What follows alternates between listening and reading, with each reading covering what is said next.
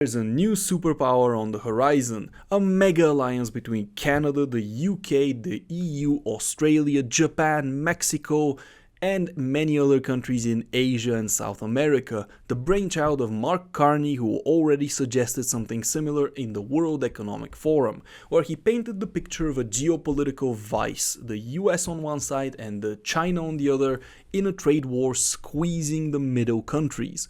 Mark Carney says that we cannot withstand Trump's tariffs on one side and China's control of key resources on the other, so all the middle countries need to band together and to form a giant new market capable of resisting, of pulling its own weight, and of responding punch for punch.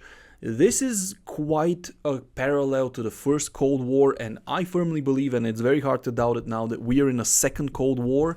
The first Cold War, you had the USSR on one side, you had the US on the other side, and you had the European countries, and they got together and they said, like, look, we gotta do something about this, otherwise we are going to get consumed in the war between these superpowers. So we formed the European Union.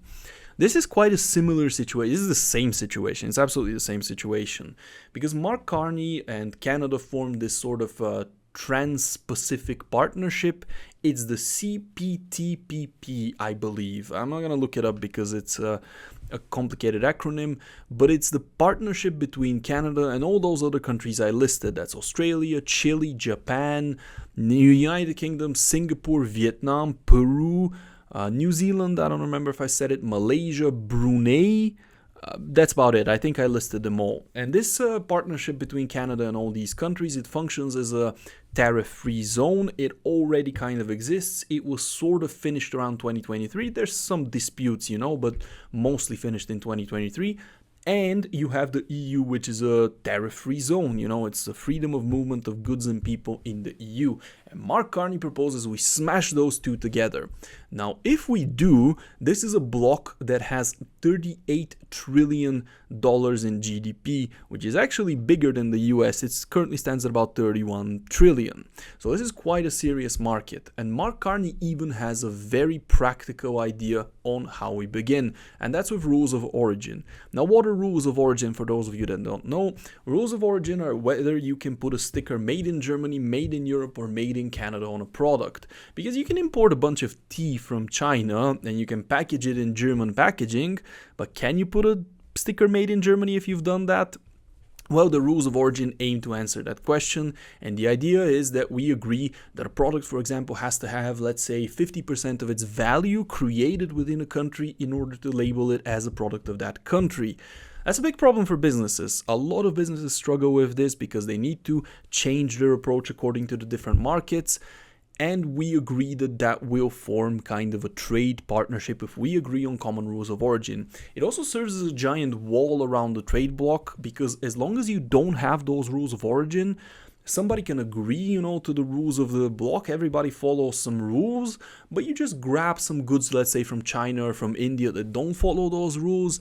And then what's the point of the whole thing? Everybody else is at a disadvantage from following the rules of the market. So we have this, and there's also a very serious aspect to the rules of origin, and that's the chip issue, because China has kind of taken over this industry in Europe and in the US because they've exploited those rules of origin, because they buy out European countries, they hollow them out, they replace the supply chain with Chinese things, and then you wake up one day, they followed the rules for 20 years, and then you wake up and it's like, oh, we can't do anything, we're dependent on China. And that's how we ended up in that situation, the really scary situation where the Netherlands tried to nationalize the chip manufacturer, and China just had a weapon that they could just blow up the entire European economy if they so wished. Canada is in a similar situation, although the pressure on them is more from the US, which on the other hand is pressuring with Trump's tariffs, with his attempt to kind of divide and control the European countries as well. So they want also some sort of a weapon to put against that. And there you have it, Mark Carney's grand market idea. Carney has sent a messenger to the EU and he's told the European countries, and the European countries are deliberating and talking whether they even want to do this. but it's kind of been in the works for a while. It's the WEF speech he gave where he explained his idea. We've been talking about Canadian membership in the EU for a while now. Canada became a member of SAFE, the European Partnership for guns and for, for military things. So there is kind of a foundation for this already. We have cleared up some of the issues, such as the investor-state dispute settlement mechanisms, which is deciding how a company can sue a country and in what format. Because if you have a common market, you gotta have kind of common rules on whether a business can sue a country, whether it can bring a case to trial somewhere, where can it do that. So we have kind of cleared this up. Some countries like it, some countries don't, but this has been in the works as a discussion for a while. On the practical side, it makes perfect sense, and Politico actually says that businesses are very keen on this and they've been lobbying for this for a while. British businesses, obviously, because they want back on the European market, and German businesses that right now the automotive industry has a big issue for this. I assume also rules of origin are a problem because you gotta make one car for Japan, one car for the US, one car for Europe and whatever. So they're probably quite keen on stopping that whole issue with the deal. And businesses are keen on it, countries are not so keen on it. So on the practical side though, I think we're kind of moving in the right direction there, but there is also one major issue. You see, European politicians right now, the EPP and the Liberals and the Greens and the Socialists, I mean, they don't like Trump. They're saying, they're against him and they're gonna try to free us and secure independence from the US, but secretly they want Daddy America back in charge, telling them what to do, listening to everything and just following orders. They're waiting for a Democrat in the White House. So that's why a lot of European legislation is being postponed until 2029. Let's see if there's a Democrat back in the White House so we can go back to listening and obeying and, not securing our own independence. I know I'm being quite pessimistic, but I believe a lot of people agree. That's just my personal opinion, but I believe a lot of people agree that they just want American control back on the table. But I mean, it's a little too obvious to pass by, there's certain things that once you start going, you just can't stop them. We do kind of agree on this. Now, Mark Carney also had ideological vision on this. He also thought that this would be liberal democracies, or those countries striving to be liberal democracies, protecting themselves from the ideological aspect of the new Cold War, where we can form a smaller bloc that follows international rule of law, and the US can't really insert itself and harm us in that regard. That I'm not so sure that will be successful, because you have Japan on one side that's really pro-American, you have Spain in Europe that's like really pro-Chinese. I don't think we have enough ideological alignment within the proposed partnership in order to form kind of a ideological block amongst ourselves. That normally wouldn't stop an alliance like that, because you have BRICS, which is really just a bunch of countries that don't really share an ideology, but they agree on basic trade rules, and that does in fact form a block, and an effective block. Well, questionable whether it's effective, but let's say they formed a block.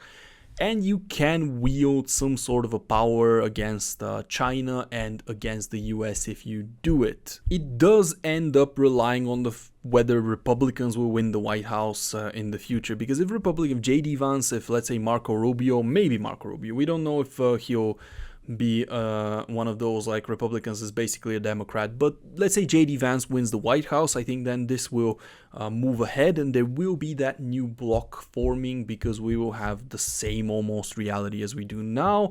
Whereas if there's a Democrat in the White House, we'll see. In any case, if this does exist, or if there's even like a slight chance of it existing, it does change the entire geopolitical landscape, because suddenly you have Europe not as its own kind of decently rich but not that powerful bloc, but you have Europe at the head of a bigger trading bloc with a giant wall around it, and Europe decides who gets let in that wall or not, because we will be the most powerful, by far the biggest kind of player in this whole game.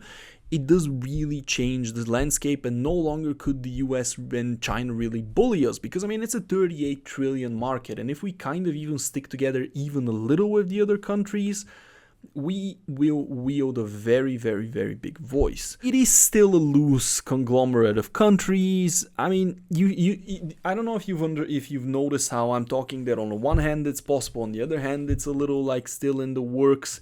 But you do have to keep in mind that that was kind of the European Union at its very inception. You had, France and Germany, and you had the coal and steel community, you had some dealings, it looked like there was some potential there.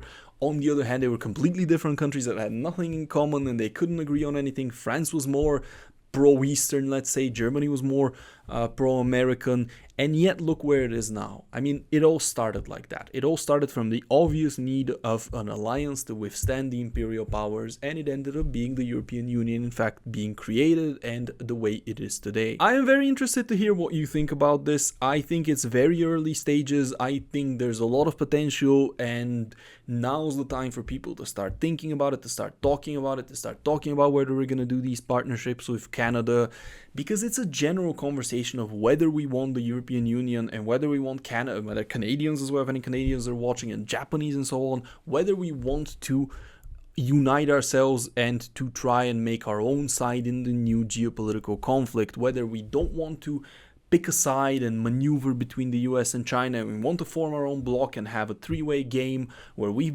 form our own fortress and we fight for ourselves, because it will be mostly a defensive alliance. This is not an imperialistic endeavor in any way. And I'll see you next time. Take care.